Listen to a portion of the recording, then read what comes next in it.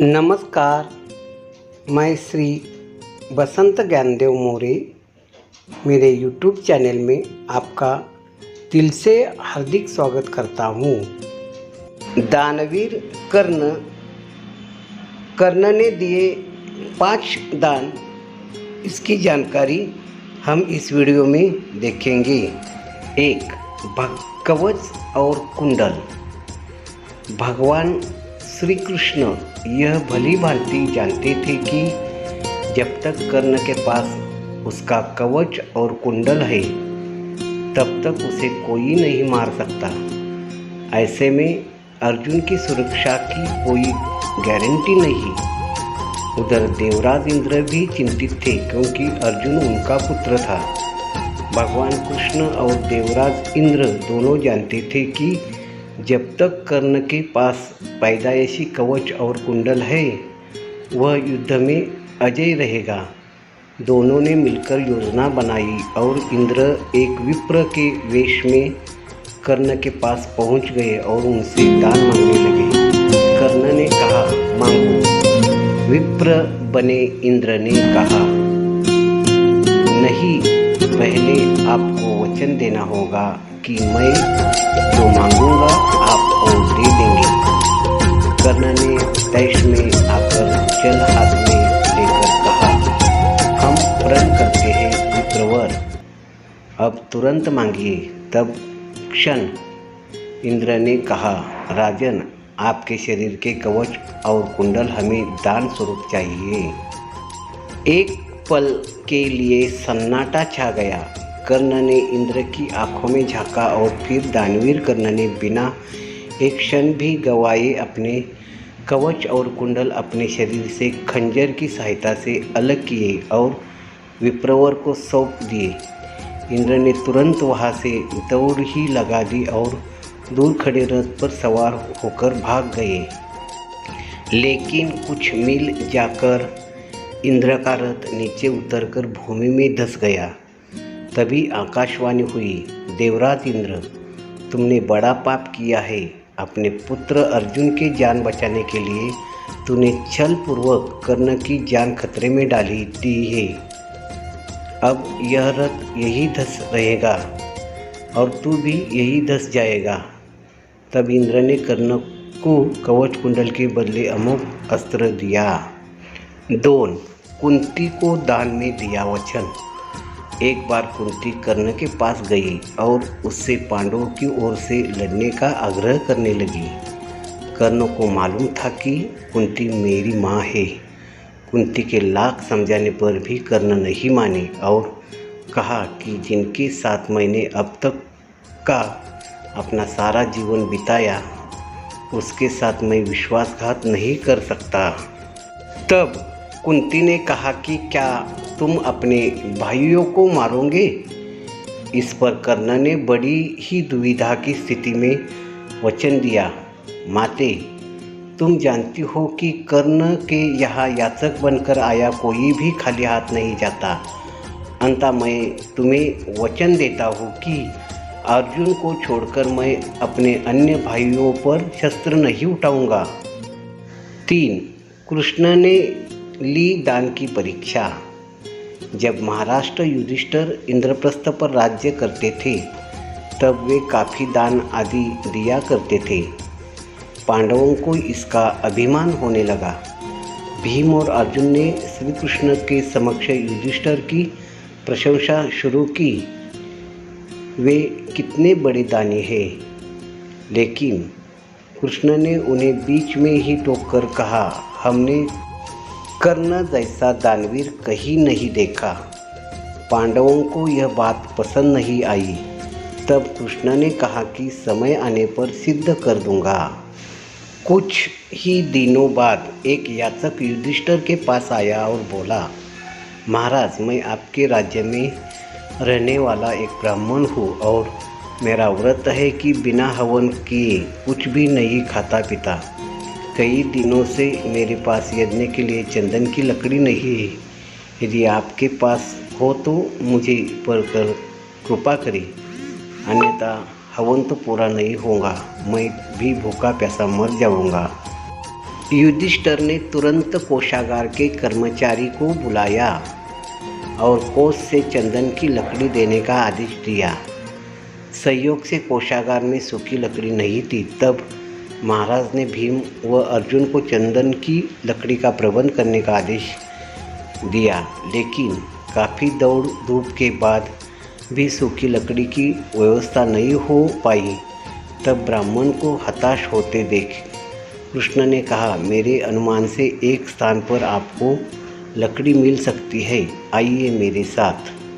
ब्राह्मण यह सुनकर खुश हो गए, बोला, कहाँ पर?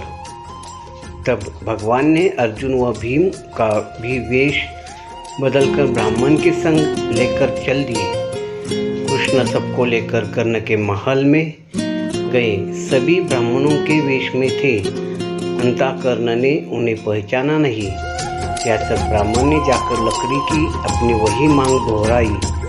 कर्ण ने भी अपने भंडार के मुखिया को बुलवाकर सूखी लकड़ी देने के लिए कहा। वहाँ भी सूखी लकड़ी नहीं थी। ऐसे में ब्राह्मण निराश हो गया। अर्जुन और भीम प्रश्नसूचक निगाहों से भगवान कृष्ण को ताकने लगे, लेकिन श्री कृष्ण अपनी चिर परिचित मुस्कान लिए चुपचाप बैठे रहे।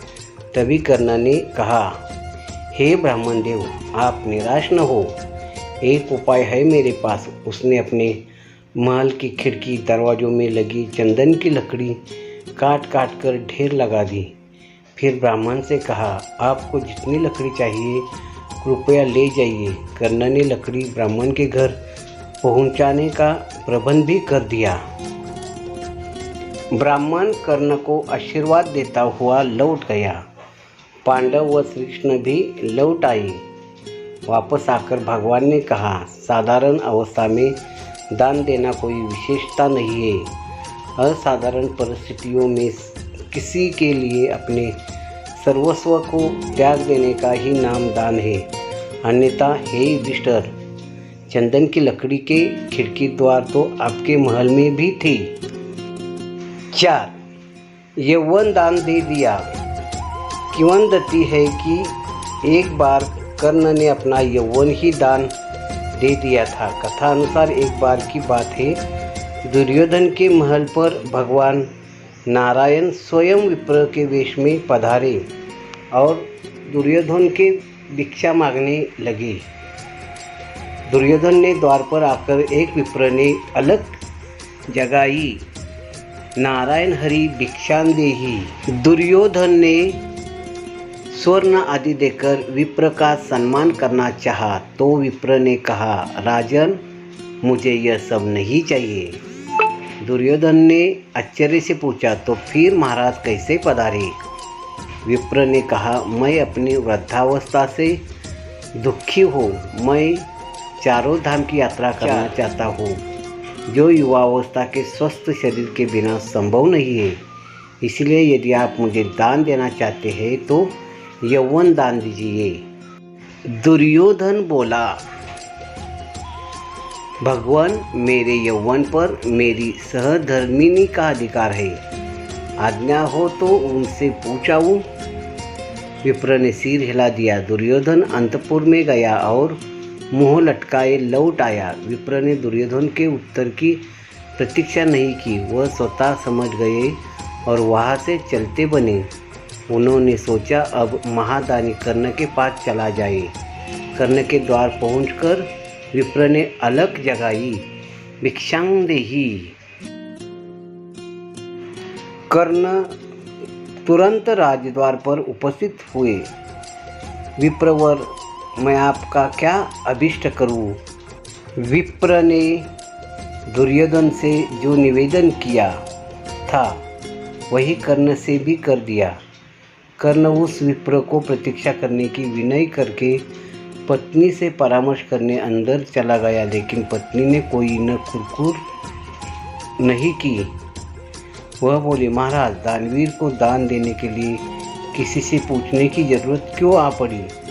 आप उस विप्र को निसंकोच यौवन दान कर दे। कर्ण ने अविलंब यौवन दान की घोषणा कर दी। तब विप्र के शरीर से स्वयं भगवान विष्णु प्रकट हो गए, जो दोनों की परीक्षा लेने गए थे। 5.